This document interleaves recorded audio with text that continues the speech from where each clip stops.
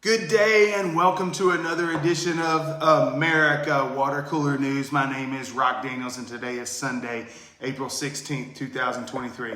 Now here's some news that's going to affect you across the United States. Now Evan Corcoran, who is one of former President Donald J. Trump's lawyers on the Mar-a-Lago classified documents case, is no longer working on the matter after appearing before a federal grand jury. Now Corcoran is still representing Trump in other cases, including special counsel Jack Smith's probe into the January 6th attack on the U.S. Capitol. Now, the Justice Department is focusing on a possible obstruction by Trump in the investigation and whether he directed others to impede government efforts to collect all sensitive records. Now, grand jury proceedings are secret, and it's unclear how helpful Corcoran's testimony might be to Smith and his team.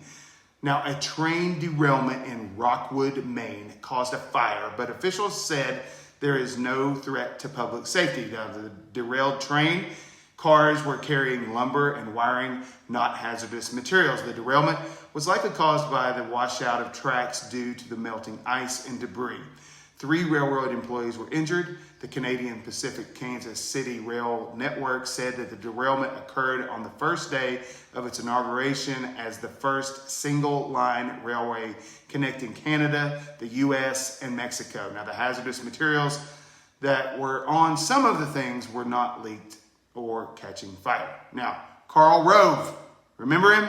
Karl Rove, he's a Fox News contributor, expressed concern over former President Donald J. Trump's chances of winning against Florida Governor Ron DeSantis in the 2024 Republican GOP primary.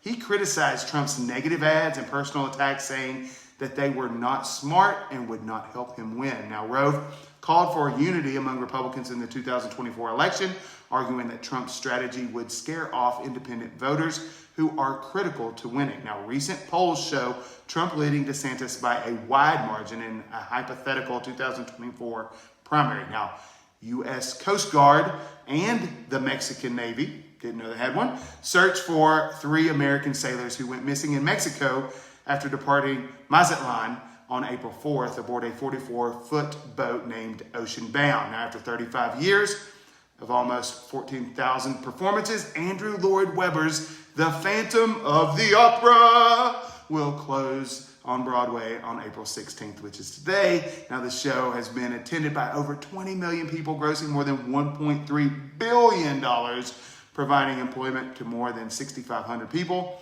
And it takes a cast, orchestra, and crew of 125 to put on each show.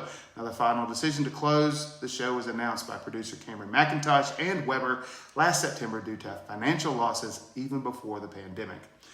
Now, a pregnant woman was shot by a Walgreens employee in Nashville, Tennessee, now famous for lots of shootings, after he suspected that she stole cosmetics. Now, the employee claimed he fired in self-defense after fearing the woman and her companion were armed. Now, the victim underwent an emergency C-section, and she and the newborn baby remain in critical condition. Now, the Nashville District Attorney will decide whether the employee will face charges. Now, the employee, Matarius Boyd, was previously charged with disorderly conduct, and the victim has faced past assault, vandalism, and trespassing charges. All right, that does it for another edition of what? America's Water Cooler News. My name is Rock Daniels. I am the Bluegrass Realtor for all your Central Kentucky real estate needs, because I'm a licensed realtor, licensed general contractor, and a savvy real estate investor. Feel free to reach out to me anytime at rockrealtor@yahoo.com. That's ROCKREALTOR @yahoo.com. Take a moment, hit that subscribe button so you and I can stay connected. I just want to thank you so much for stopping by today. I look forward to seeing you here again tomorrow for another edition of America's Water